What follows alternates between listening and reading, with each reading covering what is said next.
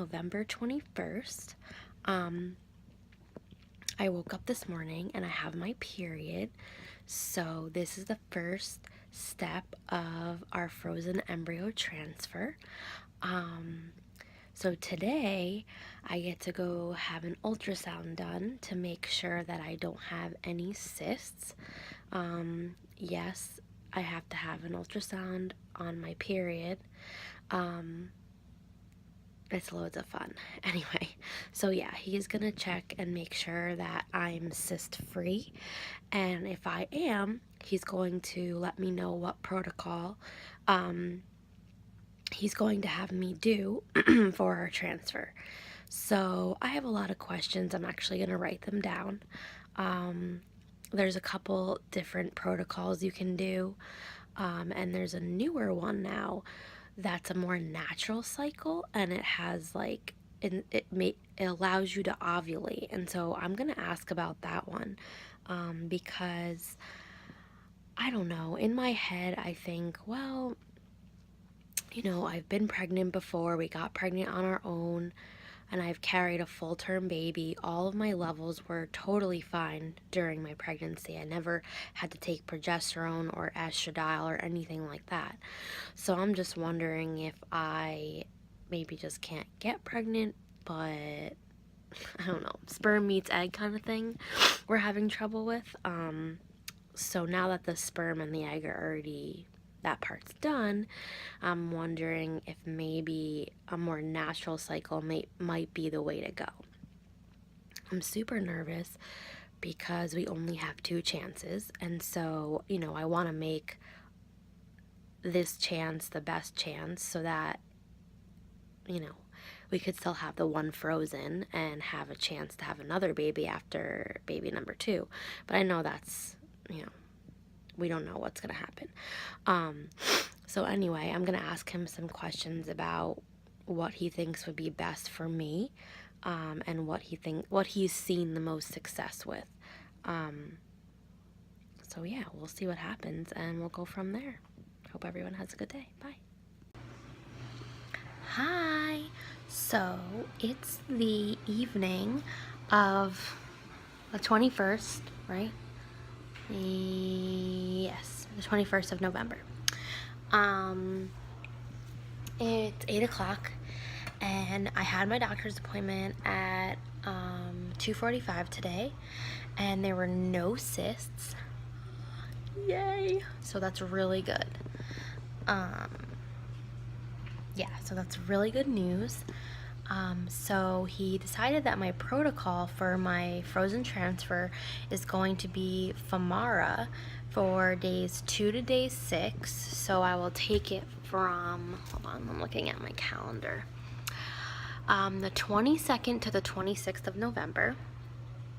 And then on December 1st, I will be going for a follicle scan, and what they're going to be doing is they're making it so that it's like kind of my first IUI. So my first IUI, I did the Femara, and then they will check if I have a lead follicle. So if I have one follicle that's lead, like if it's 18 or over, they'll have me trigger that night, and a week later will be my embryo transfer. So they're anticipating my frozen transfer to be December 8th, Friday. So that's super exciting, because that's like really soon. So anyway, yeah, so basically, I take the Femara, I go one time to check my follicle, they trigger, and then a week later will be the transfer. So another funny thing that he told us is, so since usually with other protocols for frozen transfers, you're taking like estradiol and progesterone at the same time, and they want you to not ovulate. But for this one, they want me to ovulate. And so he told us that if we're wanting to have sex during my ovulation time, we can. but to just know that we're going to be transferring a frozen embryo anyway, because I wouldn't know if I was, pregnant or not by then, but that we could end up with twins. Because if I got pregnant on my own and then we put a frozen embryo in, both could take and we could have twins. So as we were leaving, we were standing there, we checked out with my nurse, she gave me my calendar and all that stuff, and she's standing there and she's like, oh, and by the way, don't have sex. And we were just like, what? Like, we were so confused because Dr. Vaughn just told us that we should or we could. It was up to us, basically. He said if you're not okay with possibly getting pregnant with twins, then don't, obviously, but if you are okay with it, then do it. It gives you kind of like a double shot, I guess, but I mean, the likelihood of me getting pregnant is like slim on my own. Anyway, so super exciting. We'll see what happens, like, we never know. So anyway, my nurse was funny, and she was like, I've seen it happen. Like, I've seen people that have never been pregnant before get pregnant with fraternal twins, and obviously that means the egg didn't split. So if you're only putting one embryo in, then it would mean, and you got pregnant with twins, like if that happened, that would mean that they'd be identical because the egg split. But when you get pregnant with fraternal twins, that means there's two eggs. So basically, if that happened, it would, mean that we got pregnant on our own, and then we also got pregnant with the frozen embryo. So I think both of us decided that if that's meant to be, then it's going to be, and we are going to try, because in case the frozen embryo doesn't take, maybe we get pregnant on our own, and you never know. So anyway, super exciting. December 8th is our anticipated frozen transfer. So I guess they will take the best one and they will implant it. So yeah, I'm excited. I'm nervous. Again, then I talked about in other videos, we have 2 shots at this, and then we're back to square one. So hoping that this is it and this gets us pregnant, and then we still have another one frozen. That would be the best scenario, obviously, because if we did get pregnant and we wanted to have a third baby, we have the option to put that in later on when we're ready, and you never know. So that's the update for today, and I don't know what more I'm really going to update on besides my next appointment, which will be December 1st, and I'll find out if I have my lead follicle then, and then I guess we'll know on that day around what day the transfer will be. Because if I have my lead follicle that day, then I trigger that day, and it'll be exactly a week later. I'm thinking that the transfer is exactly a week after you trigger. So, super exciting. Yeah, so I will update you guys probably on December 1st again. Because nothing else is going on in between then. But yeah, I have my Femara,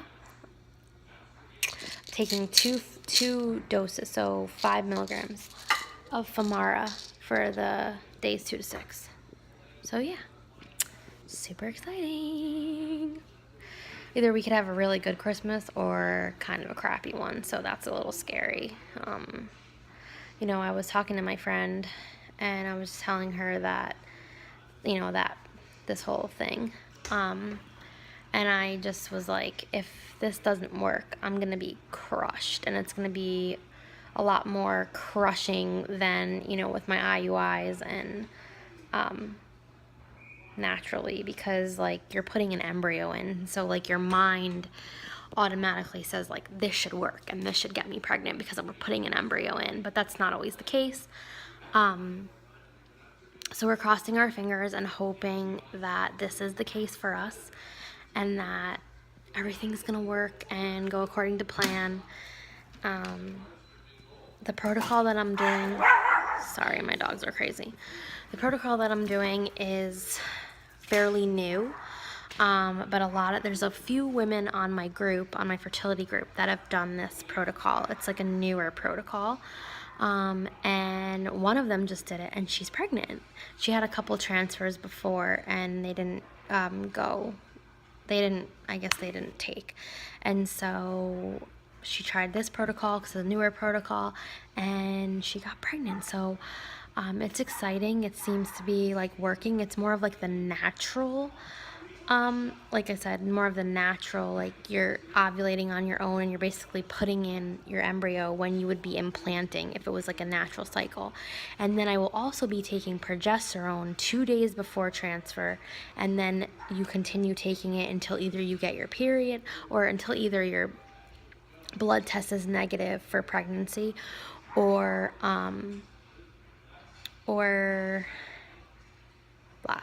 or you're pregnant and you continue taking it until, like they say, usually it's like almost 8 to 12 weeks into your pregnancy that you take it.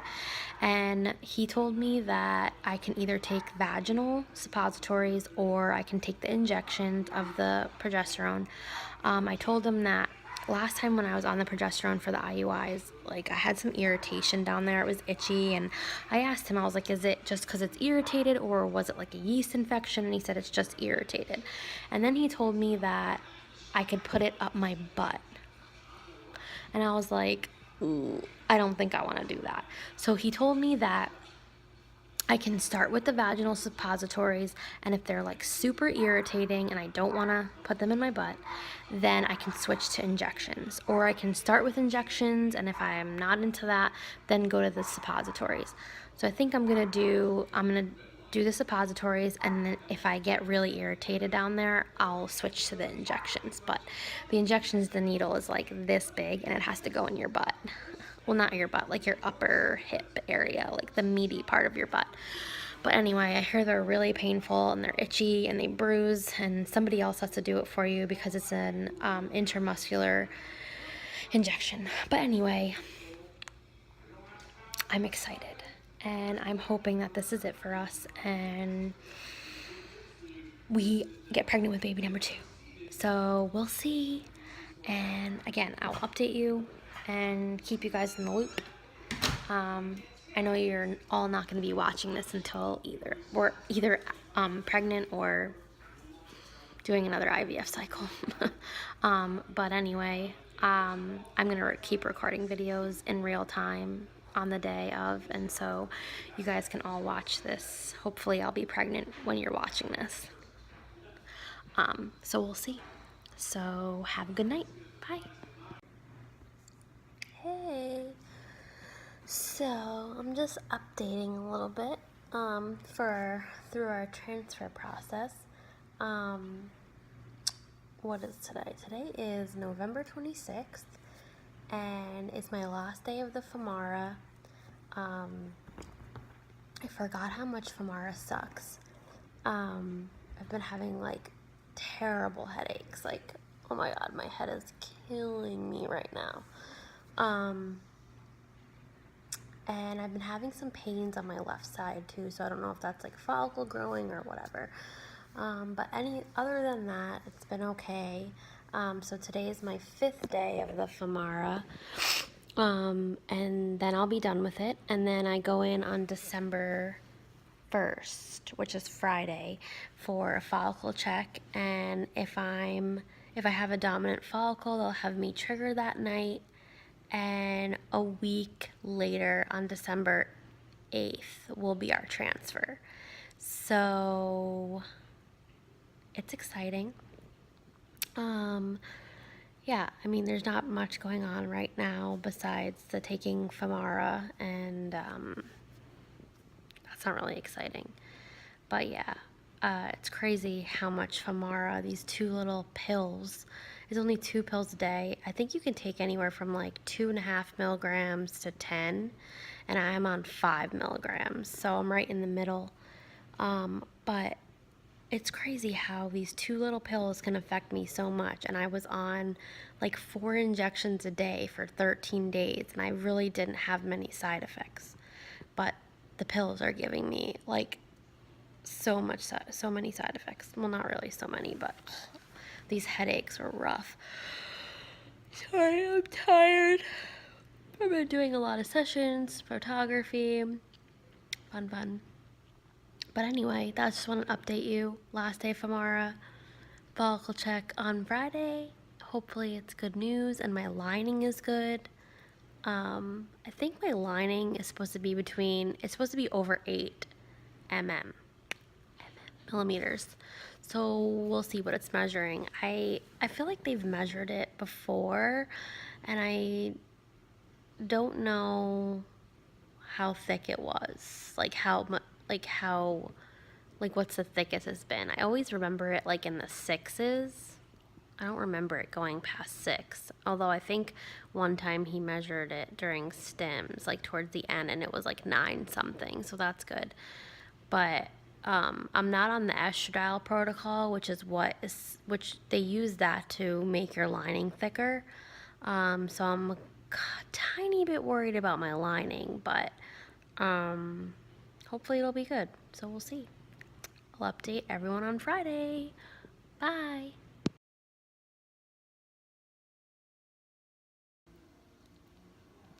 Hey, so it's Tuesday, November 28th. Friday's my appointment for my lining check and my follicle check. I'm just coming on here to update everybody. All of my meds have been ordered, so I ordered my estradiol, my progesterone, and my trigger shot, which is going to be Pregnol instead of the Ovidrel. I'm not really sure why they prescribed one or the other, but anyway, that's the one they called in. Of course, it was double the price, but whatever, I'm just going with it. I got a call today about my appointment on Friday. My doctor had an emergency, and so he's not going to be available on Friday for my check, and so I'm going to be seeing a different doctor. And then in my fertility group, they told somebody that Dr. Vaughn won't be back until after December 18th. So I'm not kind of sad, I'm like super sad that he's not going to be doing my transfer. So I don't really know how transfers work. I don't know if like your doctor does it like they did the egg retrieval. Like my doctor was going to do my egg retrieval no matter what day it was on, even if he wasn't on call. I don't know if for some reason, if it happens on a Saturday or a Sunday, that whoever's on call will do my transfer, or if I can pick which doctor I want. The doctor that I'm seeing is really good too. A lot of people have had success with him, and he's familiar with the protocol that I'm doing. So I feel confident that obviously all the doctors know what they're doing, but I'm just sad that, I've been going through this whole process with my doctor the whole time, and I just was hoping that, he would be doing it. But I hope he's okay. I'm kind of scared because a lot of people are saying like he doesn't really go on vacation, and if he does go on vacation, he like lets his patients know ahead of time. So I don't think this is a planned thing. I think this is something, I just hope that he's okay and he comes back.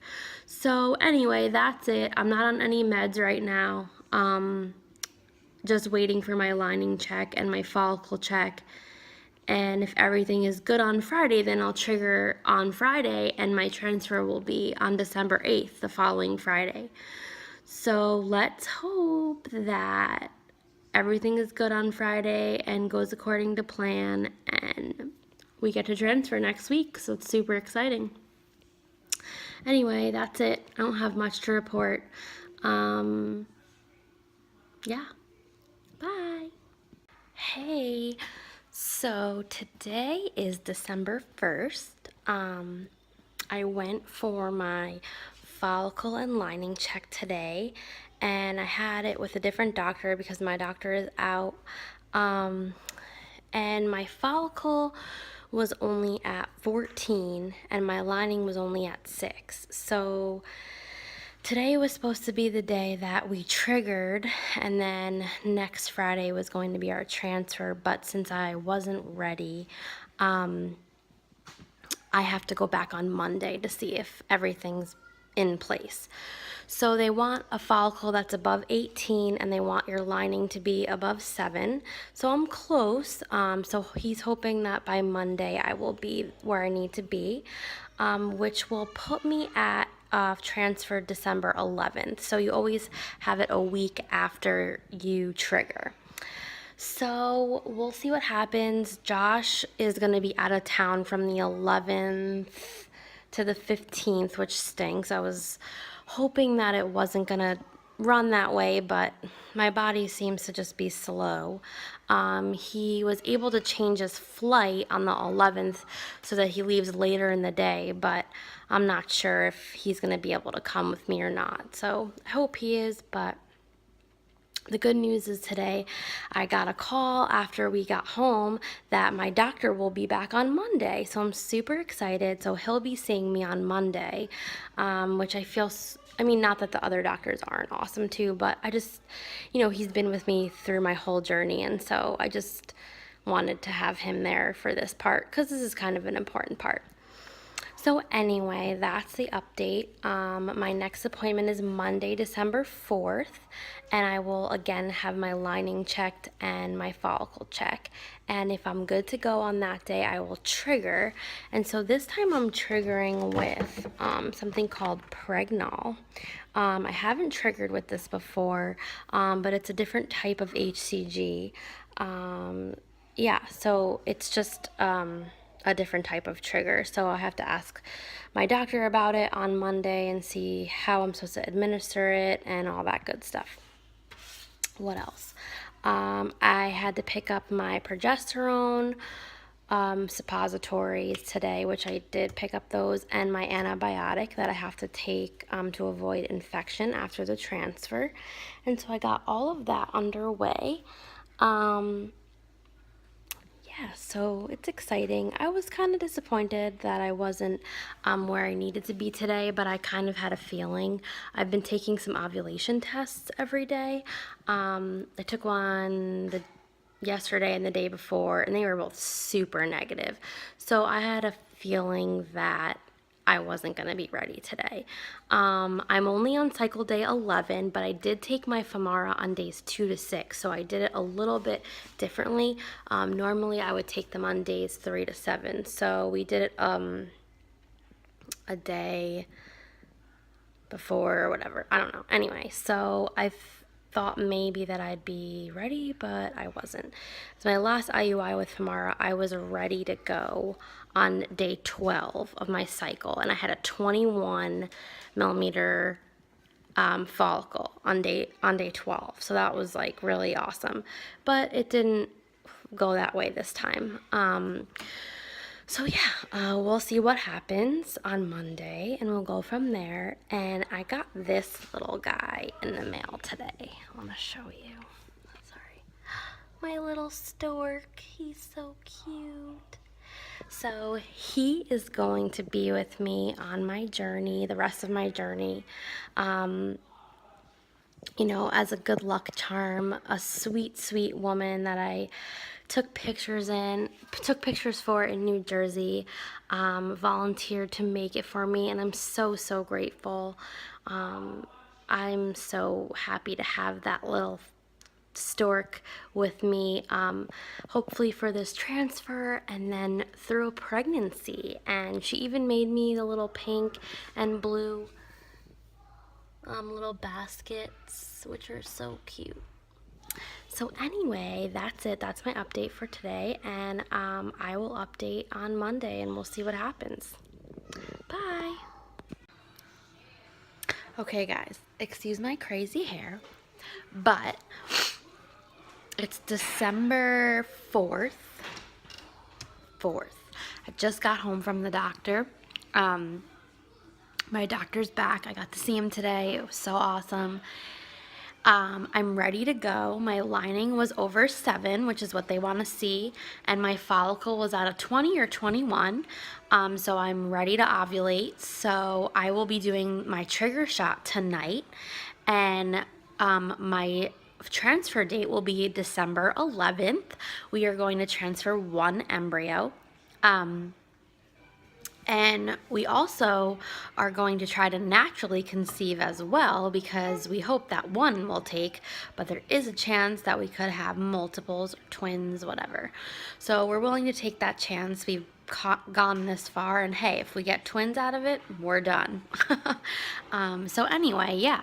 So I had to go get my progesterone levels checked because they want to make sure I didn't ovulate yet. So right after the doctor, I headed over to the lab and I got my blood taken. And they're just checking my progesterone levels. So I will either get a call later today or tomorrow morning, and they will let me know how my progesterone levels are. If my progesterone levels are low, my transfer will definitely be on December 11th. But if they're high, and which indicates that I already ovulated, then my transfer will be canceled, because they have to basically time your ovulation. So, fingers crossed that my progesterone comes back low. I don't think that I ovulated yet. I took a ovulation test last night, and it was pretty negative still. So, I don't think that I ovulated, but hey, you never know. I'm on cycle day 14, which is pretty late for me to, I guess that's not really late, but usually my IUIs have been on like day 12 and 13. I'm thinking because of the egg retrieval. My egg retrieval was like on cycle day 16 or 17. So I'm thinking that maybe pushed the cycle back a little bit. Anyway, fingers crossed for good progesterone, and I will trigger tonight, and then our transfer should be around 10 or 11 on December 11th. So it's super exciting. So yeah, so that's it. I'm gonna video trigger tonight. They told me to do trigger regardless if my progesterone, if I get a call or not. So I'm supposed to be doing that between 6 and 8 tonight. And even if I don't get my progesterone levels back, at least I trigger, and we can still, if for some reason my progesterone's high and we have to cancel, like, we can still try naturally, I guess. So anyway, that's it, and we'll update you soon. Bye. Hey, so it's 6:40 p.m. on December 4th, and it's time for my trigger shot. I got my results back. My progesterone is good, so I didn't ovulate yet. I just did an ovulation test, and it came back positive, so that means I'm super close to ovulation. I'm going to be doing a different trigger shot than I've been doing. I've been doing Ovidrel, and this time my doctor prescribed Pregnol, which is a little bit different. It's supposed to be like urine-based HCG or something to that effect. So I'm going to be doing 10,000 units of the Pregnol. So it's just kind of like Menopur, where it comes with the powder in one vial and the solution in another vial. You only use 1 ml of the solution and all of the powder, so it's kind of the same thing. So I'm gonna set that up now and show you guys how to do that in case you need to trigger with Pregnol.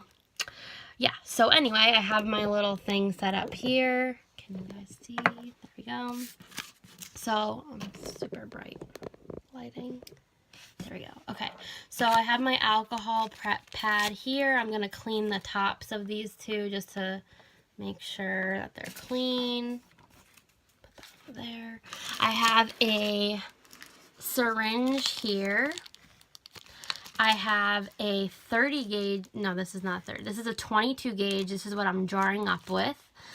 And then I have my 22 gauge needle, which is what I'm going to inject with. So I'm just going to open up everything.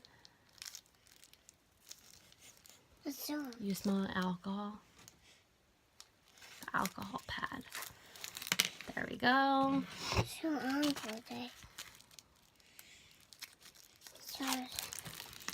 Needle, syringe.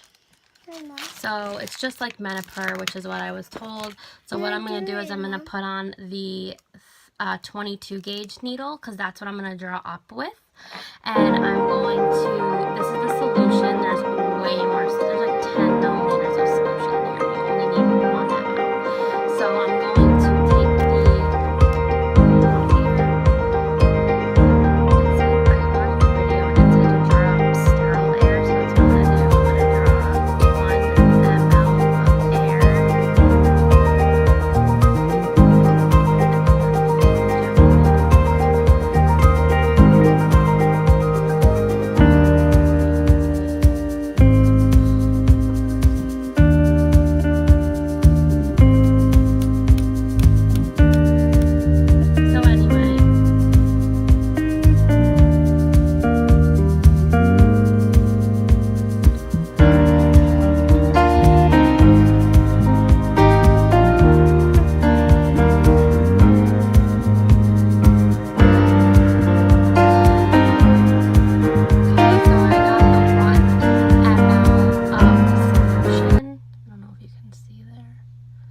And now I'm going to put it in the powder here. Wait a second. It's like squirting out. I don't know what's happening. Anyway, let me wipe this. I still have 1 ml in here. Oops. Okay, so I'm going to put that in here and squirt it in so that it mixes with the powder. And you're not supposed to shake this, so you're just supposed to kind of go like that with it. Make sure that all your fluid is in there. And you can see there that it's pretty clear. There's no like particles or anything like that. So now I'm going to draw it back in to the syringe. This is always the hardest part. So.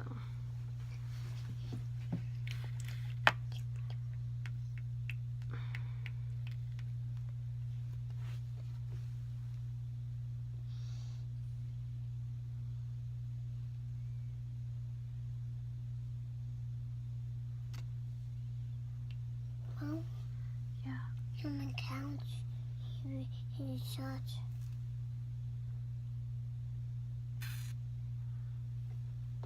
Okay, so I took it all out and it's now in the syringe. There's a whole lot of air bubbles. I'm not sure if that really matters, but I don't know. Anyway, here it is, ready to go. So I'm going to recap the needle here. These are done. I'm going to take this needle off and I'm going to put the injectable needle on. This is the 30 gauge, sorry. Okay, so now the 30 gauge needle is on and it's ready to go. So I'm gonna actually try to get some of these air bubbles out. Not that I don't think it really matters. I think my nurse said it doesn't matter about that. I'm gonna see this. That's a big needle, don't touch that. That's icky. Okay, so it's ready to go, ready to inject. That was super easy. It's a lot like Menopur. Actually, it's just like Menopur. So now I'm gonna inject it into my stomach, the same place that I injected for my egg retrieval, for my stimulation. It's subcutaneous. Actually, on the box it says for intramuscular injection only, so I'm not sure what it's actually used for. I think it might be used for stuff other than trigger shot. So but my directions on here say and inject subcutaneously, if you can see that there.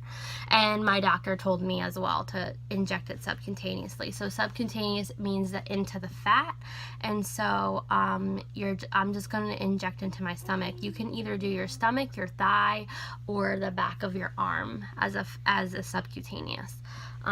Intramuscular would be like your butt, or I think your arm, something like that. Okay, anyway, so here we go. I'm going to do my injection. Can you go get me an ice pack? Okay. I'll tell Daddy I need an ice pack.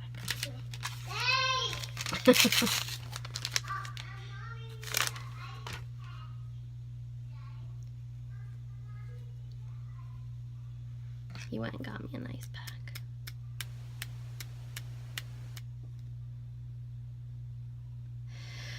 Okay, so hopefully this is my last injection.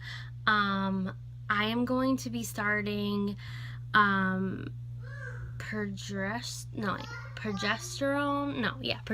2 days before my transfer, and then I continue that.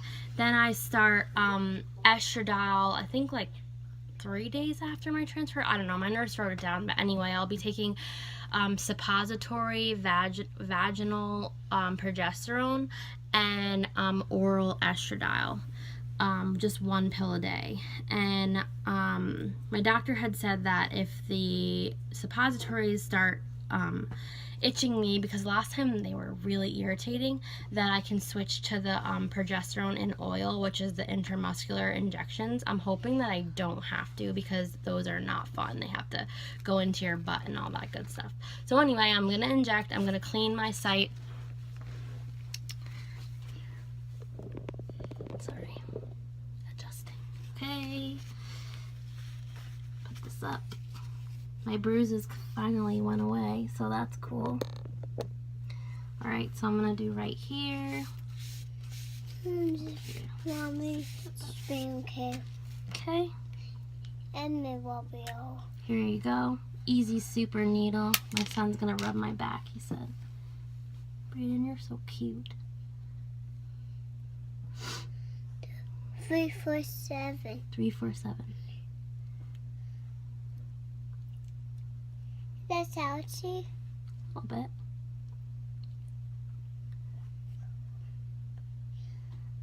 Hi. Okay. So, I just inject it pretty slowly. And I let it sit there for a minute just to make sure all the meds come out. I get my gauze here, pull out, and that's it. So usually with the HCG shots, the Avidril and the, I don't know about Pregnol because I've never done this one, but usually they bruise a ton. So just be prepared if you are doing this, that it usually bruises. Like my last Avidril, it bruised more than like any of my stims did, so super weird. But anyway, trigger shot is done. I don't have any doctor's appointments or anything like that until no more shots. no more shots. And And then the next appointment that I have is my egg retrieval, my transfer on on December 11th. So super exciting. We'll see what happens. Should ovulate within 36 hours. Mom, Yay! Bye. What's up, Mom? Why isn't this stopping? Hi. So it's December 9th. And my transfer is Monday, so today's Saturday. I got a call from the nurse tonight that it's scheduled for 10 a.m. on Monday morning. We have to get there an hour before. So we have to be there at 9 a.m. And I have to start my antibiotic that morning at 8 a.m. And then I have to drink 20 ounces of water because I have to have a full bladder for transfer, which is probably going to be tough, but I'm sure everybody says the transfer is super quick. Tonight I start my progesterone, which I'm doing via vaginal suppository. So I have to do that every night at bedtime. And then I also have to start estradiol on Wednesday. So super exciting. I'm really nervous. I mean, you know, it's crazy that like by next weekend I'll know if it worked or not and if I'm pregnant. So we'll see. I just wanted to keep you updated, and I'll update on Monday. Bye. Hey, so it's transfer day. What's today? December 11th. We're here. What time is it? It's 8:45. We're supposed to be there at 9. Our transfer is at 10. I have my little stork with me for good luck, and I have to drink a lot of water because I have to have a full bladder in order to do the transfer. So I'm almost halfway. Water is really hard for me to drink. I hate water. But anyway, we're gonna head in and hopefully everything will go well. Bye.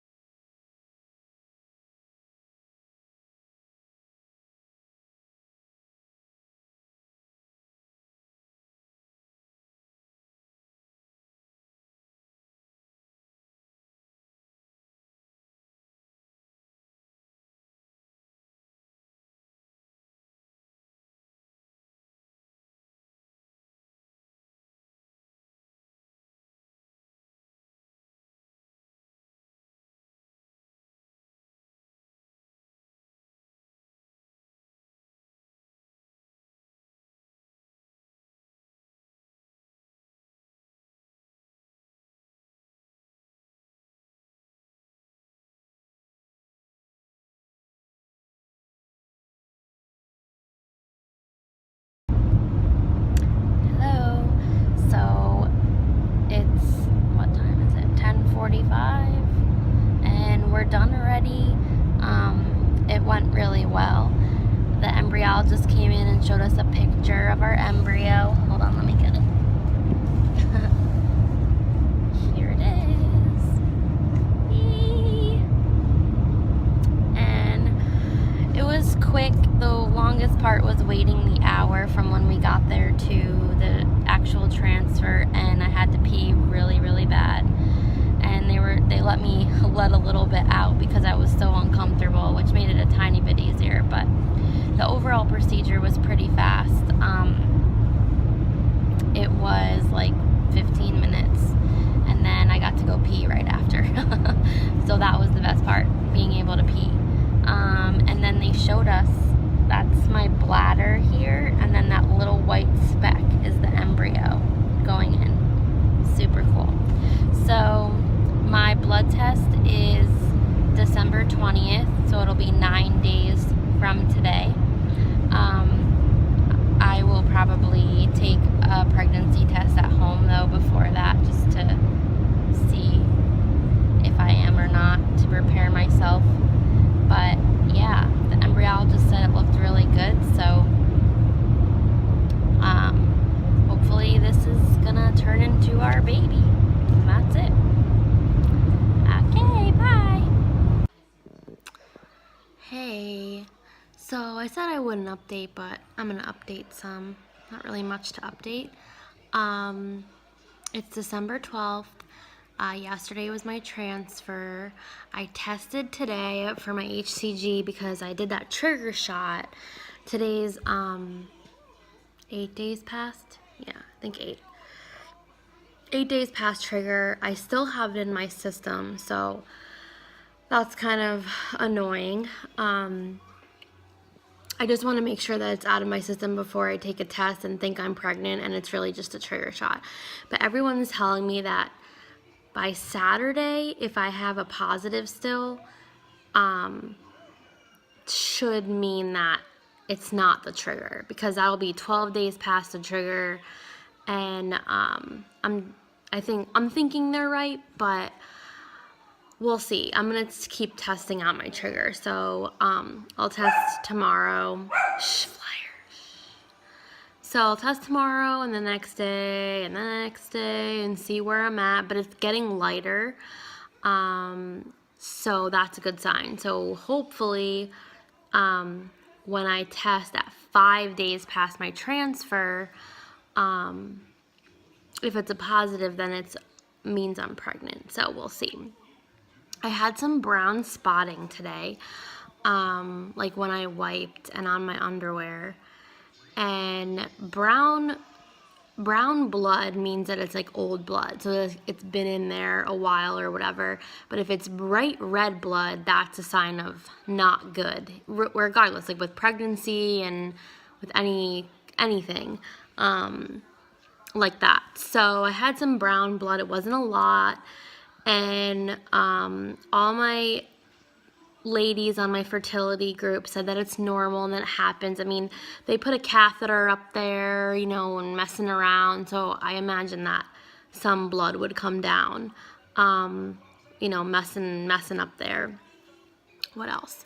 And then the surgery center called me to like check and make sure I was okay, and I told them about the brown spotting, and they said that it's normal as long as it wasn't like bright red. So it hasn't been bright red, so that's a good thing. I'm feeling fine. I've been having like a tiny bit of cramping here and there, but I'm not trying not to look into it too much. If the embryo is going to implant, it should be implanting like today or tomorrow. So that's kind of cool. Today was, you know, a little bit more on my own day. Yesterday my dad came and took Brayden for the day, and like I kind of just tried to relax as much as I could.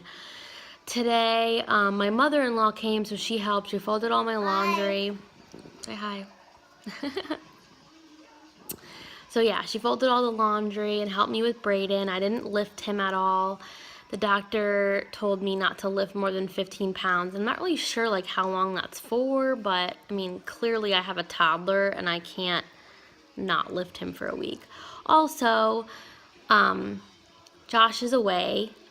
He left yesterday after the transfer, and then he doesn't come back until Friday. So honestly, like that's been the hardest part, right?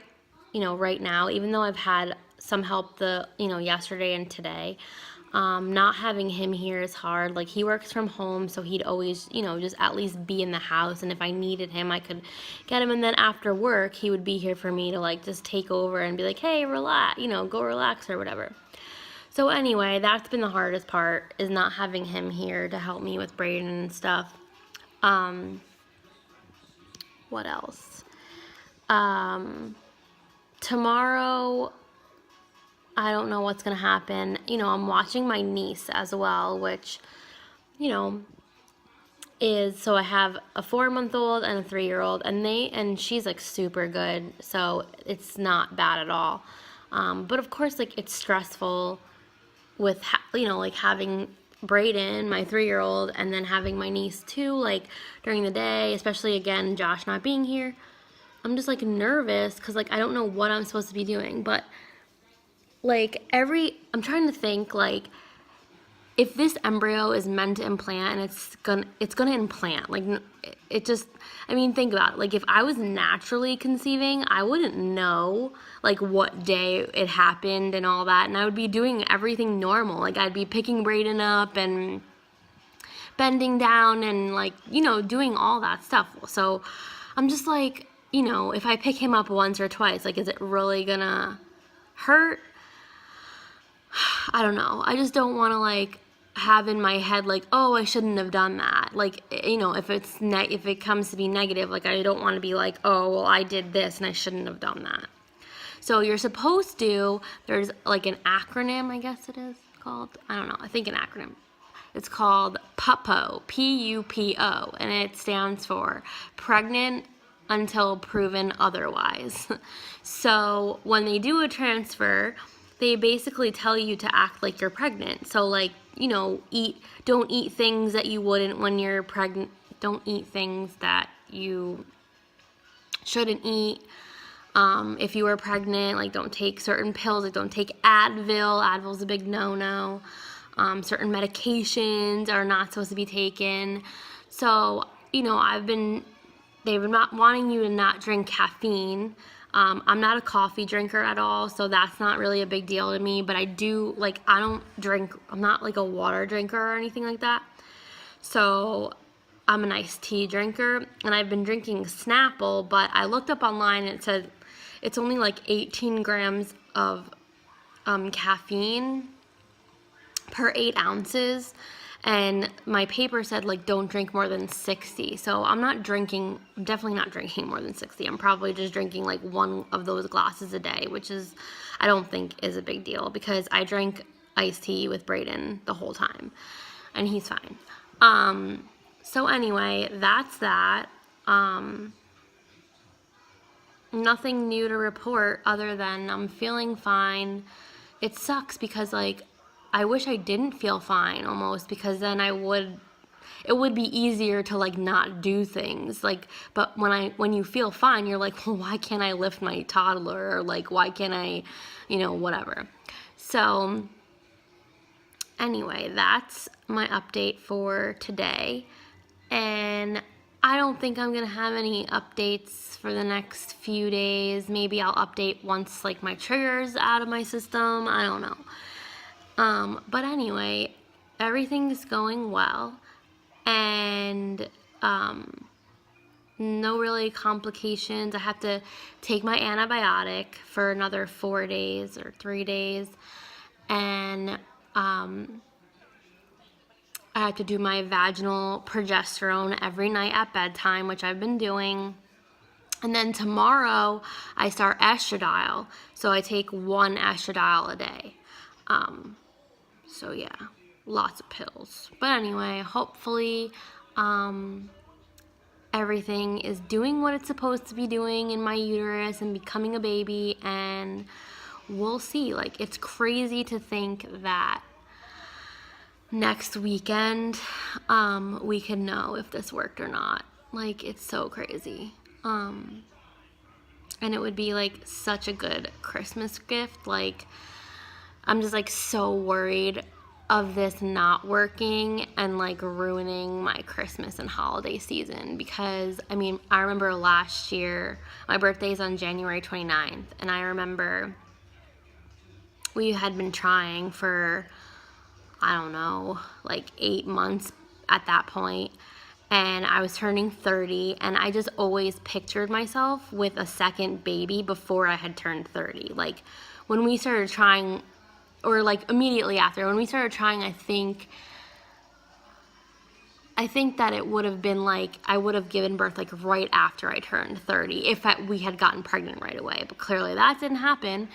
So I'm gonna be 31 already, and yeah, like, it's not that big of a deal to some people, but it was for me because I had this picture in my head, and I just remember that I just had like such high hopes for getting pregnant, like, and I think my period was due on my birthday, and so I just like took that as a sign, and I was like, oh my god, like, imagine I'm pregnant, like, that's gonna be the best birthday present ever. And I got my period on my birthday, so I was like devastated, like so depressed, like horrible. So I am so hoping that this is gonna work and we're gonna have like a Christmas, a good Christmas, because, getting good news, and I'll be pregnant before my 31st birthday. That's like an accomplishment in my mind. But yeah, so anyway, I really hope that this is working, and my fingers are crossed, and we'll see what happens. Bye. Good morning. So it's December 15th, and I've been testing out my triggers since Monday, the day of transfer. So it's Friday today, and it's been fading very slowly. My last IUI, when I did my trigger shot, it stayed in my system for like 12 days. So I had a feeling that it was gonna stay in longer. But with a transfer, with a frozen transfer, since it's a 5-day embryo, you can test sooner, because technically when you transfer an embryo, it implants basically 1 to 2 days after, and then it starts producing HCG in your system already if it implants. So when you test out your trigger, if you decide to do that, I did because I'm crazy. The reason is to watch it fade, because you don't want to take a test and then it be positive, but it's just a trigger shot. So you have to be careful with that if you did do a trigger shot.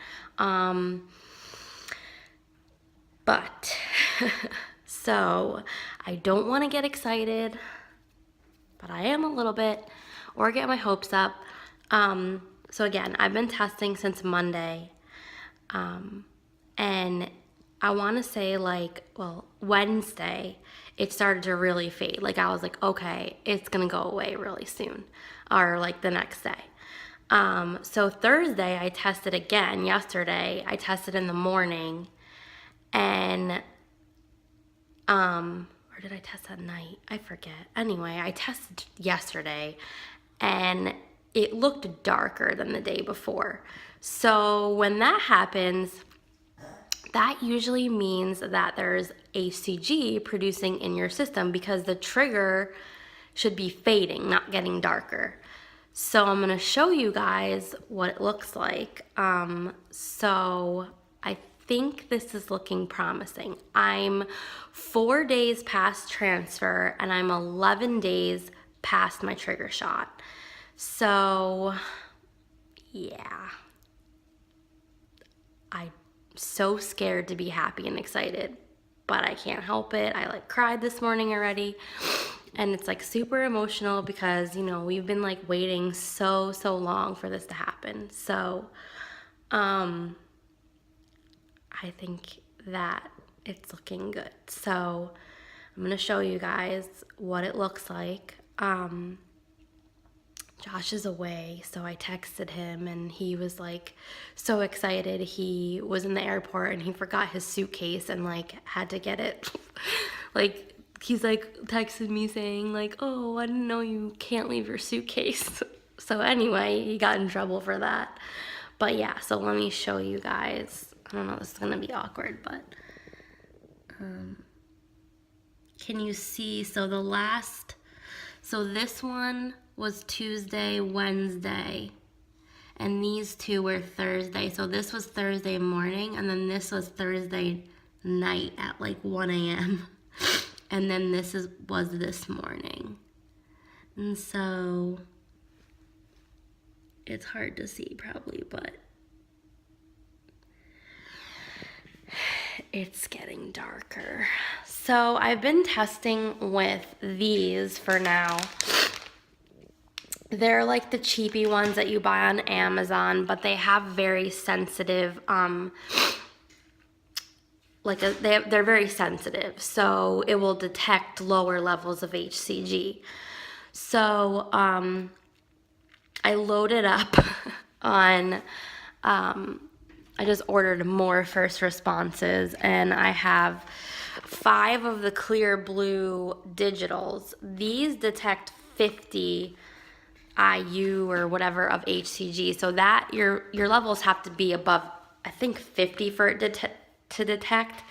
First response is super sensitive. I think that I've looked it up online and I've seen that it picks up 6 IU of HCG, but then other resources say 25, so I'm not 100% sure. Anyway, I asked on my group and everyone was saying that it looks darker for sure, but to test with a first response. So I'm currently holding my pee in so that it's more concentrated, so that I can pee on a first response stick to see if it comes back positive. I'm pretty sure it's gonna come back positive because it's pretty dark on that last one. This is I know that the trigger shot is still in me, so but still, it wouldn't get darker. I mean, I've tested out my trigger before and it just every single day gets lighter. There's some days where it would stay the same, but it wouldn't get darker because the trigger shot, it doesn't produce more HCG. It's the highest when you first inject, and then it should gradually go out of your system. And I used a different trigger shot this time. I used Avidril with my IUI and for my egg retrieval, but I didn't test it out because there was no chance of me being pregnant since we took my eggs out. And then I used Pregnol with this one. So yeah. So anyway, it's crazy because I'm only 4 days past transfer. So this is like super, super early. Like usually like one of the girls was showing me that she got like a super, like you had to squint, like you couldn't even see it in a picture on 5 days past her transfer. And then 6 days past, you can see it like really well. And I'm only 4. So yeah, it's kind of crazy, but I think it has to do with the trigger shot. Like my friend was explaining that if my HCG was at 15 from the trigger shot and the baby implanted and was producing even like 5 of HCG, it would be darker because there's more HCG than the trigger. So that makes complete sense. What I'm feeling is I'm feeling excited, I'm feeling nervous, I'm feeling emotional. I'm scared. I'm seeing all these women that their transfers don't work, or they work and then they're miscarrying. So you just don't know what's going to happen. So I just texted Josh and I was like, listen, like we can be excited, but we also have to keep our guard up because we don't know. And I keep repeating this mantra to myself that my friend told me again, is that if the embryo is meant to be a baby, it's going to be a baby. The fate of this embryo was decided, when it fertilized. Like it is either going to grow into a baby or it's not. We don't know if we didn't get it tested or anything like that. So we don't know sex. We don't know if it's genetically, has problems, whatever. So yeah, it may be hopefully implanted, but we are praying that it's healthy and sticks and we have a healthy pregnancy and a healthy baby. So again, it's just a waiting game. It stinks because this whole process is just waiting. It's like literally waiting. I have gotten so much patience from this ordeal, because I wanted a baby 2 years ago. So this is like 2 years in the making of trying to have a baby and going through IUIs and trying naturally, and then going through the egg retrieval process and waiting for them to tell us if our embryos made it, and then going through the transfer process to see if my lining was getting thicker, and if it's so much. It's just like so much waiting. So I mean, like we started the IVF process in November, and it's been fairly quick, thankfully. We did a frozen transfer, and so they froze both of the embryos that we got, and so our egg retrieval was November 11th, and our transfer was December 11th. And I know this sounds crazy, but I like really believe in like signs. And 11 was like a huge number through this whole thing. We had our retrieval on the 11th. We had our transfer on the 11th. We went to dinner or lunch, I should say. We went to lunch afterwards, and they gave us a number to like bring to your table, and it was number 11. That was weird. And like, I swear, every single time I've been looking at the clock, it's either 1:11 or 11:11. And like, it's funny because that's like, oh, it's 11:11, make a wish. And so I swear, like, I've been making a wish every time I see 11:11. And 11 is also a lucky number in my family. My grandma, who I'm very close with, she wasn't born. She was engaged on the 11th, married on the 11th, and 2 of her kids were born on the 11th. And then my dad, who's the 3rd, was born on the 12th, but it was leap year. Weird, I know. And then her first grandchild was born on the 11th. So that's like weird. That I'm just going to take it as a sign that 11 is a lucky number, and we retrieved, we transferred on the 11th, and it's just 11's been showing everywhere. So anyway, I'm nervous because, I felt like I was going to wake up this morning and take a test. I took a test at like 1 a.m., not even kidding. I was just like, I'm just going to take one. And it like looked darker, and I was like, what on earth? And so I was like, well, I was just trying to like talk myself out of it because I didn't want to get excited. And I messaged my friend because she was awake, and she's like a professional pee on a sticker. And she was like, that's darker for sure. And so I was like, all right, well, I'm going to test in the morning and see what happens. And if it gets lighter, then we know that obviously it's not anything.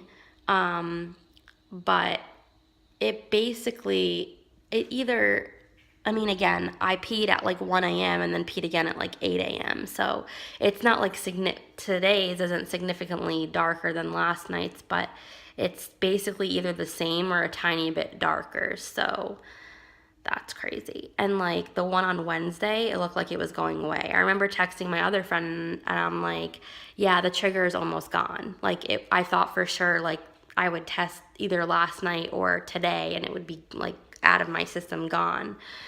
But obviously there's other plans, hopefully. So I'm going to pee on a stick in like a couple hours. I'm gonna hold my pee in and see what those say. I have nothing to compare them to. That's why I just kept taking the AccuMed ones, because you want to compare them. You don't want to take like 3 or 4 different brands of tests, because then you have nothing to compare it to, because one may be more sensitive than the other. But I'm pretty sure the AccuMed and the First Response are pretty similar in sensitivity. The AccuMed is very similar to Wandifo, which is like a very popular brand that are like cheap brands. But yeah, speaking of that, totally not off topic, but if you are looking to stock up on pregnancy tests or ovulation tests, buy them on Amazon, because they are way cheaper. Like I went to CVS the other day and wanted to buy a First Response, and like 1 or 2 tests was like $23. I was like, what? That's ridiculous. So I went online, and actually one of the girls in my group told me that the digitals were a really good price, because those are like super expensive. Those are like, for like one test, it's like $23 or $24. So I was like, I'll just use the cheap test until I like know that it's real, and then I'll like go buy the more expensive ones. But anyway, I got a 5-pack of the Clear Blue Digital, a 5-pack for $20 on Amazon. Like, so I got 5 tests. And then I just ordered First Response. I ordered a 3-pack for like $14 or $15. So definitely order them on Amazon. The AccuMeds are on Amazon. Those are like super cheap. I think that was like a 25. I got like 25 tests, and I think they were like $10. And they have the ovulation test too on there as well. So if you're TTC, go on Amazon and order your millions of tests, because you need a million. I'm pretty sure I've gone through boxes and boxes of tests since trying. Not even kidding. An ovulation test, because let's face it, you have to take like 5 per cycle or more. Okay, so that's it. I think it's around 10 a.m. here. So I have to pee already, but I'm gonna hold it in to make it more concentrated, and then I'll pee on the First Response, and I'll video that, seeing what that comes up as, because I'm nervous. Anyway, that's it. We'll see. Okay, so it's been whatever long the amount of time that needs to go in or take, whatever. The First Response, I can see like a super faint line. But I think that one takes a little bit more to like actually like soak in, because I remember when I found out I was pregnant with Brayden, it I like peed in the morning on the stick and it looked negative, so I just left it there. I went back to bed and then I came back and I saw the line. So I know that one takes a little bit longer to like really, for the dye to really take effect. But I took a clear blue test and thinking that it was going to come back negative for sure, because I think it detects like 50 IUs of HCG, and yeah, so it says pregnant. I can't believe it. I mean, I think it's more unlikely to get a positive from this early, but okay, so yeah, the first response still looking, I don't even think you could see it in here. No, you like literally can't see it. You have to like squint to see it on here. It's coming darker actually. Okay, so wow. All right, so I'm just not gonna say that this is like it, but I don't know, like, why would I have that much HCG in me? I don't know. So anyway, sorry, I just poured my pee in the thing. We'll see what tomorrow brings, but anyway, I don't know. This is so crazy. Okay. All right, so we'll see what tomorrow brings. Hopefully it's going to be darker. Fingers crossed. Bye. Okay, so today's December 16th. Sorry, I'm coming into the dark. I took more tests this morning. I actually took a first response, a clear blue digital, and I took one of the AccuMeds, and just now I took a Walmart one. I know, I'm a psycho, but this is so crazy. So I wanted to show you, this is the Walmart ones, First Signal. It says 99% accurate, and I think those detect lower amounts of HCG as well. Okay, so I'm going insane today, like literally going insane. Like I feel so nauseous because I don't know what's happening. So yesterday I got a positive digital, which is like crazy because it detects only, I was reading online, you have to have like 50 the amount of 50 HCG in your system. Like, what on earth? So anyway, the AccuMed ones are getting darker. Yesterday and today seem maybe like very similar. Like possibly today is a tiny bit darker. So that's that. I took another digital today and got a pregnant as well. And then I took a first response, which was a pretty clear line yesterday. It was pretty, like, you don't have to squint or anything to see it. And this morning when I took a first response, there's a line, but it is super light, like lighter than yesterday, which makes absolutely no sense because all three of the tests that I'm taking are coming out positive, except this one went down, like it's less HCG, I guess, or it's detecting less than yesterday. So I'm so confused. I also just took a Walmart one, like I said, and it came back pretty dark. So I'm confused. Like, I don't know what to believe. Like, I don't know. What's throwing me off is this trigger. I'm 12 days past trigger shot today. I'm 5 days past my 5-day transfer. So I'm confused. Like, I don't even know what to believe. So let me show you here really quick. All right, so sorry. I'm trying not to. So this was yesterday here. And then this was today. Like, it's pretty dark. Sorry, I can't see if the light is bad. Okay, now we have our first responses here. Sorry. I don't know how easily you can see it, but here, let me try this. This was from yesterday. Like, I can see the line. Okay, everybody sees it. It's pretty light, but it's still there. And then, like, this is today's. I don't even know if I can get the line to show up on camera. But anyway, as you can see, it basically looks like it's non-existent, which is so weird because it, like, first response is supposed to be like a super, I don't know, super sensitive. And then here are my clear blues, okay? Both of them say pregnant. One was from yesterday and one was from today. And then here is my Walmart one that I just took. Sorry. Okay? That's like clearly a positive. Like, that wasn't even first morning urine either. That was like, I just did it. It was like my third pee of the day. Like, what on earth? What is happening? I have no idea.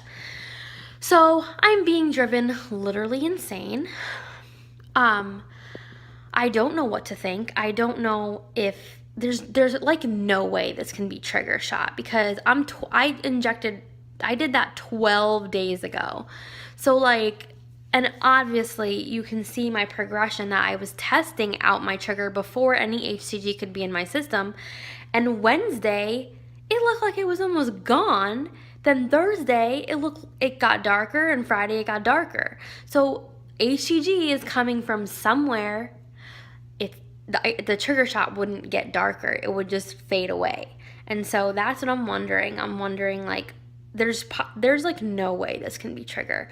My last trigger disappeared at day 12. So if this was trigger, it should be like this would not be there, or like it would be non-existently light. Like you would have to like squint to see it. So anyway, that's my update. I am freaking out a little bit, but like 3 out of the 4 tests are positive. So I'm confused. Like, I don't know. So I guess I'm gonna have to keep testing tomorrow, see what happens, and go from there. I'm like running. I only have one more Walmart test left. I have one more Acumed. I ordered more first responses, but they got like held up in shipping and I don't have them yet. So I don't know what to do. So anyway, that's that. So we'll see what happens. Tomorrow I'll test again, see what it says. And I guess like I'm gonna have to wait until my blood test to like know what's happening for real, like if I'm actually pregnant or not. I mean, like, I should know by now. I think I am, but I have no idea. So we'll see tomorrow. Hi. So it's December 17th. I'm trying to be quiet because Josh is sleeping in the next room. It's 11:30 at night, and I realized that I hadn't made a video today, and like today was kind of an important day.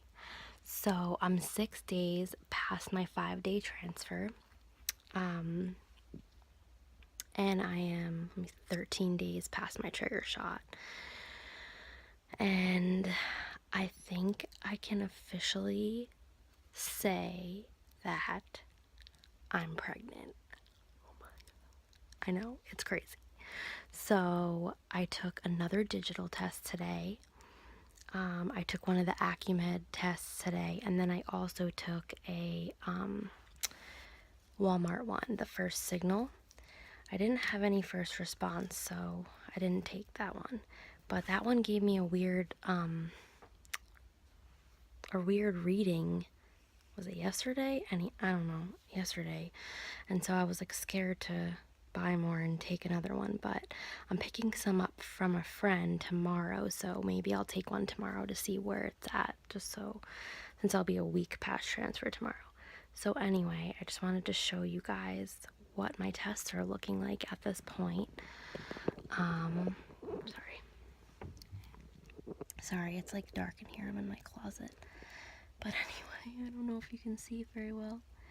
But that's today's, the last one. This one right here. So it's gotten even darker from yesterday. And then this one was yesterday, and this one was today. And then here we have pregnant, pregnant, pregnant. This was 4 days past, 5, and 6 today. So it took me like 3 days to accept and to like realize that this is like for real and really happening. I've been actually like yesterday, sorry, I like just got out of the shower. Yesterday and today, I've had like bouts of nausea. I mean, I know it's like super early, like I'm not even 4 weeks pregnant, but I like have a feeling based on my test that my HCG is pretty high, because I looked up online and the digitals say that they detect 50 or above of HCG, and I've gotten a positive since day 4, and I'm sure it's doubled. So I don't know, maybe it's probably like 100 or more by this point, and I don't know if my nausea is from anxiety or if it's like actual pregnancy nausea. I don't have any other symptoms, like my boobs don't hurt,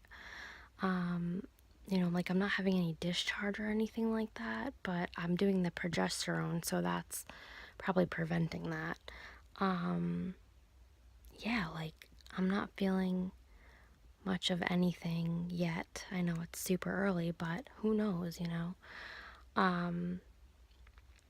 With Brayden, I had a super good pregnancy, and I didn't have like morning sickness or anything like that. It's like my number one fear, so I try everything in my power to prevent it. I have these things that I usually wear on my wrist called queasy beads, and I literally wore them from like the day I found out I was pregnant with Brayden until they made me take them off in labor because of the IV. So they like push on a pressure point on your wrist, which is supposed to like eliminate nausea. And like I swear they work. Last night I was nauseous and I put them on, and like 15 minutes later I didn't feel nauseous. Maybe it's just in my head. I don't care. It works. So hey, whatever. What else? That's it. Like, it was a busy day. I baked Christmas cookies, and I ended up telling my parents tonight, and it was kind of funny. We did like a cookie swap, like a neighborhood cookie swap, and I texted Josh and I was like, hey, I had bought Brayden a Big Brother t-shirt back when we first started trying, like August of 2016 maybe.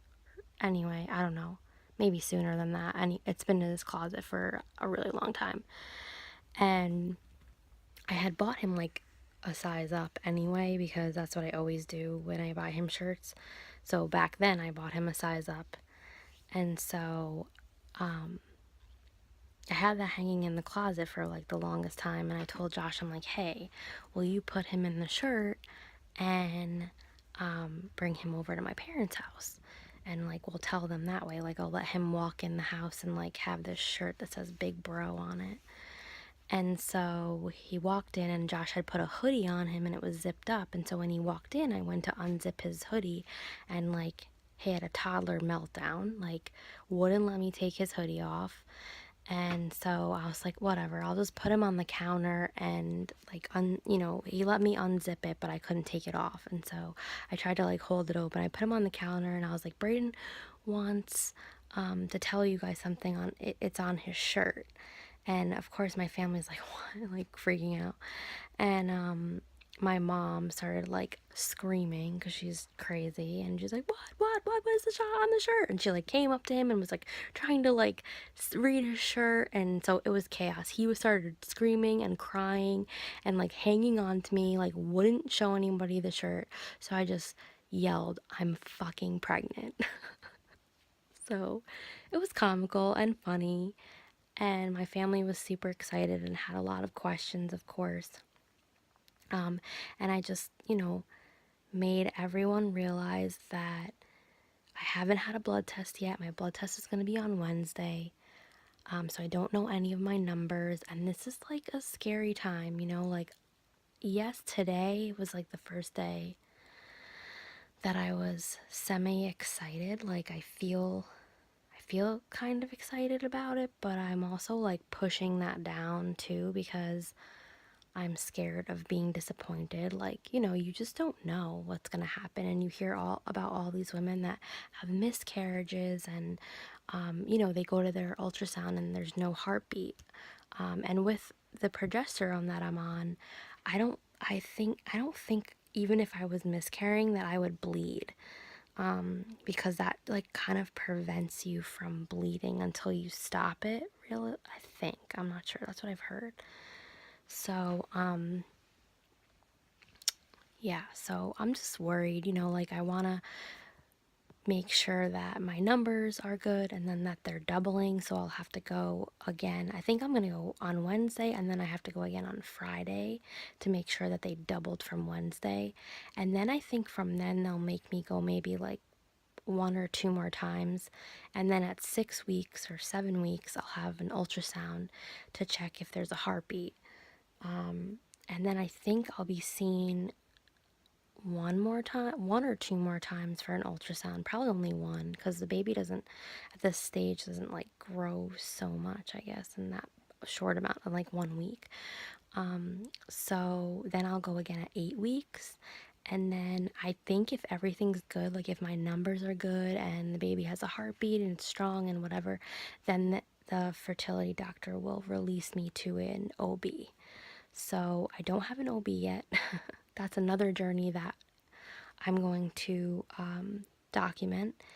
I had a C-section with Brayden, and I had my whole, I don't know why I'm going into this, but anyway, long story short, my whole pregnancy I was terrified of a C-section because I knew that if I had a C-section, like I would have to have C-sections for all my kids. And you idealize this birth in your head, and I didn't have like a set plan. Like I wasn't like, oh my God, I'm gonna go natural and birthing tub and all that. Like I didn't have that set in my mind, but I did have like the only thing that I care about is that I don't have a C-section.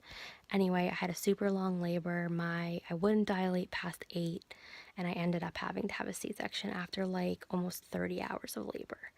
So I was devastated. I suffered for a really long time. I had some like PTSD from it. The C-section wasn't terrible. Like I didn't have PTSD from that. I just kind of like, it just wasn't what I had hoped and dreamed. Like I wasn't able to bond with Brayden. Like breastfeeding failed. Like everything was just not going right. So anyway, ever since then, I've been telling myself like when I get pregnant, like I want to do a VBAC, which is a vaginal birth after C-section. And so like before we actually when Josh and I started trying, like thinking like I'd get pregnant right away, I had started researching VBAC doctors and all that good stuff, and I had found like a super good one in Austin, and it ended up that like I think this year sometime something happened with like his hospital privileges, and like he apparently like signed some kind of a clause that like he wasn't able, like if he left he wasn't able to like go anywhere else in like a certain mile radius. So long story short, he had to end up moving to like Corpus Christi for like a couple years until this contract goes away. So I'm like super bummed about that because he was like the one doctor in Austin that everybody raved about and like had a lot of success with VBAC. So I'm gonna have to find somebody else and hope that this happens. So anyway, that's my next journey that I'm going to document because it's like a big deal. Hopefully, if this pregnancy, you know, turns out the way we want it to. But anyway, I'm talking way too much, and I should go to bed because I'm tired. But anyway, I just wanted to update you guys that like I'm pregnant. Like, I can't believe it. Literally cannot believe it. Look, here's my first pregnancy acne. This happened with Brayden too. I remember, like, it was probably later on, but I like started breaking out so much, and then I was convinced that he was a girl. And this time I'm convinced that, like, even before I even got pregnant, I like feel like I'm just gonna have another boy, which I'm fine with. I don't care what we have. So anyway, that's it. I only have like a couple more digital tests, which, let's face it, I'm pretty sure it's gonna come back pregnant. I like to see the line more. And I'm out of the Acumed, but I ordered more on Amazon. They're coming tomorrow, and I'm out of the Walmart. So I don't think I'm gonna wake up and take a test because I'm not. But I'll pee on the Acumed ones when I get them, and then I'm picking up a first response from my friend, so maybe I'll pee on that just to see what it looks like, at least until Wednesday. Make sure my line isn't fading away. I think this whole time since day 4, I just was expecting the line to just start going away and like the digital to come up not pregnant. It's just like going through this journey. You just like expect bad, it sucks, but it's just what you expect because you've been experiencing negative for so long. I haven't seen I told my nurse, like, I emailed her and told her that I got a positive test just to make her aware. And, I just told her, I was like, I haven't seen a positive pregnancy test since May of 2014. So we're talking 3 years now, more than 3 years. But obviously, like, we haven't been trying for more than 3 years. It's been about 1.5, 2 years. So it's still a long time, and still, we're super excited, and hopefully this is it. And, the best part of it too is, like, we were talking, my dad said this, and he's like, and you still have one in the freezer. And, like, that makes me so happy. So if this does become our baby, we still have that one if we want to have a third child. And that was, like, honestly what I wanted. Like, I didn't want to have to stop at 2 because we couldn't do another IVF or, whatever it was. But that's like my dream. That was my dream, to have, one baby now and then be able to possibly have another later on. So we'll see. We'll focus on this one for now, hopefully. And hopefully everything will go well. I'll update tomorrow, maybe a quick video or just a picture maybe of tomorrow's tests. And then Wednesday's blood work. They'll call me the same day, so that's exciting. Okay, bye. Good. It's afternoon time. It's December 18th, and I'm 7 days past my 5-day transfer. So a whole week. It's crazy that 1 week ago we were just transferring the embryo. Like I said last night, I didn't have I didn't really have any sticks to pee on this morning. I have more digitals, but I feel like that doesn't tell you very much besides that you're pregnant or not. It doesn't show you a line, so you can't see that it's getting darker or lighter. So anyway, I went and picked up some first response tests from a friend that is pregnant, and she had some left over. So I was like, I'll take them, and hopefully I'll be able to pass some of them on to somebody else, because I don't think I'm going to use them all. So today I took a first response, and I mean, it's pretty dark. It came up right away. And first response tests, they're very early detection, but they also take a really long time to like get darker. So I can show you my progression here. Sorry, hold on. I didn't have one yesterday because I ran out. But remember how I was freaking out because day 4 was darker and then day 5 got lighter. And I think it was just my trigger leaving my body, but it still was there on day 5. It was just super light. You can't even see it in the picture or video, but I'm going to show you. So yeah, day 4, day 5, and day 7. obviously, like, once they dry, it's a little, sorry, they say, like, after the time you're supposed to wait, it's invalid, but it'll still show up, you know? Like, I think if you have, like, a stark negative and then all of a sudden, I don't even know. Don't ask. I have no idea. Because when I got pregnant with Brayden, I peed on it in the morning, got up really early at like 5 o'clock in the morning, had to pee, peed on the stick. It looked like it was negative. I left it in the bathroom, went back to sleep until like 8 o'clock, got up, I looked at it, and I saw a line. So I don't think that's really true. But anyway, I talked to my nurse today, and my nurse said, I asked her if I could move up my blood test to tomorrow instead of Wednesday. Because it doesn't really matter, I guess, so much what my initial number is. It just matters that my numbers are doubling every 48 hours. And so, I'm pretty sure that yesterday they doubled. So by tomorrow they should double again. And again, I don't know my numbers yet, so we won't know. So I'll go tomorrow, and then I'll go again on Thursday to make sure that the number doubled from Tuesday to Thursday. So it's so crazy. Like, yesterday was like the first day that I officially like believed it, but like now it's like so real. It's crazy. So tomorrow's blood test, I'll probably go at like 8 a.m. and they'll call me sometime in the afternoon. It usually takes like 4 to 5 hours for them to, it's a stat call, so you get them the same day. It just depends how busy they are, I guess. You know, I've gotten results back in like 2 hours, 3 hours, and then I've waited like 7.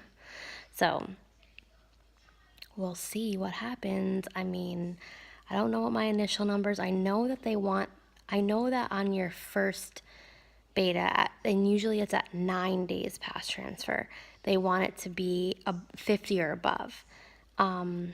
So we're hoping for 50 or above tomorrow. You know, we'll see what happens. I have a feeling that it's above 50 because I've been getting positives on my digitals since day 4 after the transfer. So even like a lot of people were like, oh, you know, not a lot of people, my fertility group were like, oh, you should be getting like a positive on a digital soon. And I was like, I've been getting those since day 4, so it's crazy. I don't know if they're more sensitive now or what, but I read online that they detect like 50 units of HCG, so I don't know. I'm confused. But anyway, doesn't matter because they're all coming back positive.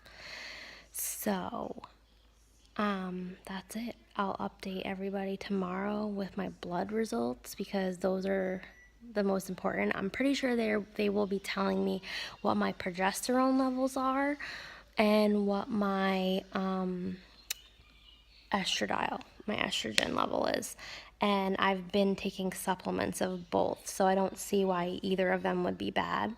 I do the vaginal suppositories for the progesterone, and I've been taking 2 milligram of the estradiol every day. I don't know when they'll take me off of that. I guess they want to wait a couple weeks and make sure my levels are good, and then I guess they'll just like wean me off of it and make sure that my levels are staying where they're supposed to be. So, what else? That's it. It's exciting. And we'll know officially tomorrow because the blood tests are the official tests. So that's it. All right, bye. Good morning. It's December 23rd today, and I haven't updated since Tuesday, I don't think, or Wednesday. I can't remember. But anyway, I went for another blood test on Thursday. So I went for one on Tuesday and then again on Thursday. Thursday, my test results came back as my ACG was 404, my progesterone was 32, and my estrogen was like, I think 234. So everything's looking good. My HCG from Tuesday to Thursday went from 149 to 404, so it did just what it's supposed to be doing. My progesterone is looking good still, and my estradiol went up, which was good because I think it was only like 136 on Tuesday, so they actually upped my estradiol pills to 2 a day. So now I'm taking 2 estrogen pills a day plus my progesterone suppositories. So what am I feeling? Not feeling much, honestly. I feel pretty normal, which is freaking me out. I have like some cramps here and there. But other than that, like, I'm not feeling anything. My insomnia is crazy. Like, I woke up today at like 5 a.m. and couldn't fall back to sleep. So tired is one of the things I'm experiencing, but I'm not sure if that's just because like I'm not sleeping. So anyway, you know, it's like super hard for me to be happy and excited about this pregnancy right now because I'm so scared of it being taken away from me. So, you know, when you're going through this like infertility journey with IVF and IUI, and you see all these people on like, you know, support groups and such, YouTube channels and all that, going through, you know, multiple IVF transfers, multiple IUIs that are failing, or they are getting pregnant and miscarrying, you know, and ectopic pregnancies, blighted ovums, all these crazy things that can happen that you don't think of. Like, I feel like my pregnancy with Brayden was so innocent, and like I don't think I was like worried about anything. And like, I guess that's just because like I didn't know. Like, I was like, oh, this can't happen to me. Like, I'm not going to experience a loss. And like, you just don't know what's going to happen. And, you know, I see all of these women losing their babies and stuff. And I'm scared to be excited because I'm scared that it's going to get taken away from me. So, you know, and it's hard to explain that to my friends and family because they're not going through it. They haven't been through it. Most of my friends and family haven't been through something like this. So like, you know, it's hard to explain that like I'm not excited yet. Like I physically, like, I try to be excited and like happy about it, but like my head is not letting me. And like, it's hard to explain that to family members and friends that know about, you know, us being pregnant. So that's what I'm experiencing right now. I'm only 4 weeks and 3 days today, so it's so early. I'm gonna go for another blood test on Tuesday. They told me that on Thursday that everything's looking good and that I could now go to weekly blood tests, but I can do as many as I want. So if I request one, they'll let me do it. So I think I'll feel better if I know that my numbers are jumping. Especially that I like don't have any symptoms right now, that I like don't feel pregnant. It's like freaking me out. And of course it's like really early. Usually like symptoms don't come until like 6 weeks. And also like my body is probably so used to having so many hormones in it that I'm just not affected by them, which is so crazy. But I didn't have any morning sickness or anything like that with Brayden. I just felt like not hungry for the first trimester. Like, I wasn't nauseous, but I was just like blah, that's the word. So I don't know what's gonna happen for this one. Yeah, like, I don't know, so we'll see. And Tuesday I'm gonna go for another blood test just to make sure. They wanted me to go to next Thursday, but I figure if I go Tuesday I'll just feel better about things. And then I think my first ultrasound won't be until like, I want to say like the week of like January 10th or 11th, because that'll be, I think, 7 weeks. And I think that's when they have you come in, unless like something's wrong before then, like unless you have bleeding or whatever before then they just wait until 7 weeks, because that's when you'll be able to like for sure hear a heartbeat if there is one. So, see, negative, always negative. Anyway, that's it. I'll update on Tuesday. Merry Christmas. See you soon.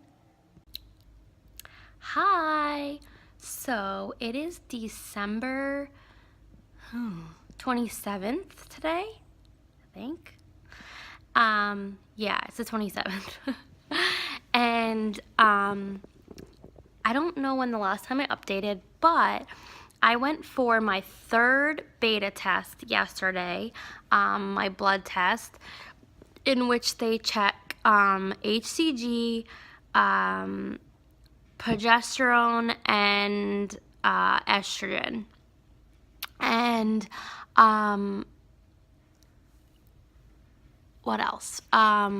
So my HCG level was 3,100, 3114. Anyway, sorry, I'm a mess today. So my HCG went from 440 on Thursday to over 3,000, 34. I think it was like 3411. So 3,411 on Tuesday. So it more than doubled, obviously, in the, every 48 hours is supposed to be doubling. My progesterone is now 29, and my estrogen is now 330. So that's really cool. Everything is looking good. The nurse said that, things are progressing and looking good. So that's awesome. And my next blood test will be next Tuesday. And then after they get the numbers from that test, then my ultrasound will be scheduled for probably around January 10th, because that's when I'll be 7 weeks pregnant. I'm 5 weeks pregnant today, which is so crazy.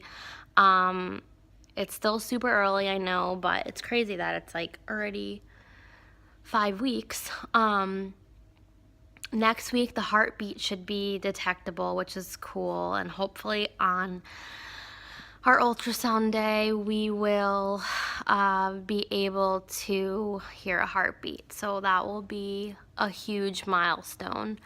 I'm still feeling not depressed, but it's this journey is really hard, and it's hard to explain to people that haven't been through it, like family and friends, that obviously are excited that, I'm pregnant, but like my mind won't let me, be excited. Like, it's not good. It sucks because this should be super exciting. Like, we've been waiting so long for this. But I can't be excited because I'm so scared of it being taken away. So I was trying to talk to Josh about that yesterday and just explaining to him how I'm feeling. And I think he is also cautious as well. He's not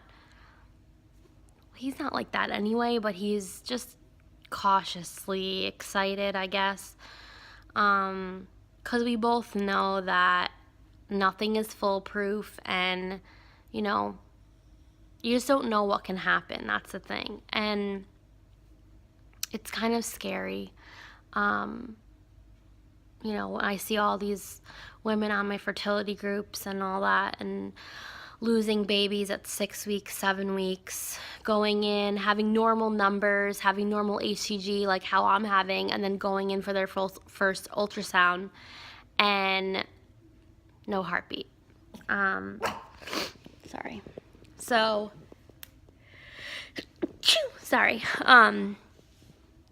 So yeah, I'm scared. I really am. I think once that I get past the first ultrasound, I'll feel a lot better, because right now my fears, right now my fears are two things. Blighted ovum, which I don't know if anybody's heard about, but I'm going to explain what that is. And then an ectopic pregnancy. And with IVF and with transfers, ectopic is very rare because they are actually sticking the embryo into your uterus.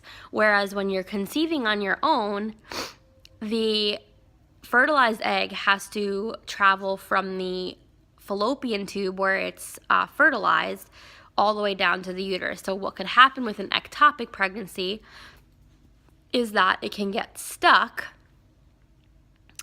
in the fallopian tube, implant in the fallopian tube, and then, you know, what happens is you don't know because you get positive pregnancy tests and it comes up you're pregnant because technically an embryo has implanted into your body and it's releasing HCG. But yeah, so I'm scared of that because yes, we implanted an embryo into my uterus on December 11th, but we also tried naturally as well. And yeah, what are the chances that we conceive naturally after all this time of trying with no luck? You know, we did IUIs, all that, naturally for over a year, then IUIs, and still didn't get pregnant. But my nurse had said that she's seen it happen to people that have never gotten pregnant before. So who the heck knows? You never know. So of course in my mind, I'm like, oh my gosh, like what if that happened? So I'm scared of that. I'm also scared of something called a blighted ovum, which is basically the embryo implants and it just stops developing. So it never becomes a baby. Like it produces the HCG and all that, but there's no baby in there. So you'll go to your ultrasound and you'll see nothing. Like it'll be a sac, there'll be like a gestational sac, but there won't be a baby in it. So I'm more scared of that than ectopic, just because like obviously like I know the chances of me having conceived on our own like after all that time are probably slim, but I've seen a lot of women with the blighted ovum thing with IVF, so that's kind of scaring me, and that's part of the reason why like I'm scared to be excited, you know, like I'm so scared of being excited. Yeah, so those are the two hurdles that I want to get past before, you know, before we announce anything. There's a lot of friends and family that know, people that know that we are doing a transfer, but until we officially announce, you know, trying to keep it as it's hard because all of you, not all of you, but some of you are asking me about it, you know, saying, oh, I haven't seen you updating, and I had wrote on my last IVF update that we wouldn't be updating through the transfer process because, you know, I'm totally okay with like letting everybody know, and then like if something, God forbid, does happen, like everyone is there to support you go through that hard time. So I'm okay with that, but for some reason I'm just waiting. I just want to wait until we know that there's actually a baby in there, that there's a heartbeat, and then I'll be ready to announce. So that is my thing, and I've been updating, as you can see if you're watching this. You'll know that I've been updating. I've been still taking videos and pictures throughout this whole transfer process. So you're able to see my whole, the whole thing, which is exciting. But yeah, so that's my feelings right now. I'm feeling pretty normal. My boobs started to hurt a tiny bit yesterday, which is kind of putting my mind at ease a little bit, because I was like, oh my gosh, like I'm not feeling any type of like pregnancy symptoms. Like here and there, like I'll have some nausea, or like yesterday I had some really bad heartburn, but I don't know if it was from like what I ate or if it's from pregnancy. Last time when I was pregnant with Brayden, my boobs hurt so bad that like I would cry when I took my bra off. Like it was so bad. So I guess I was just expecting that to happen. And again, like I'm super early. I'm only 5 weeks. Usually by 6 weeks, everything starts to, you know, kick in, the nausea and the excessive tiredness. I'm already having the very vivid, bizarre dreams, which I had with Brayden. They say pregnancy causes that. Had some weird dreams last night. So, yeah, I mean, that's pretty much it. Not feeling too much. But we'll see. So, our next milestone will be the beta test, blood test on Tuesday. And then after that, my ultrasound should be the following week, which is exciting and nerve-wracking and all that. So that's it. We'll see what happens. Bye.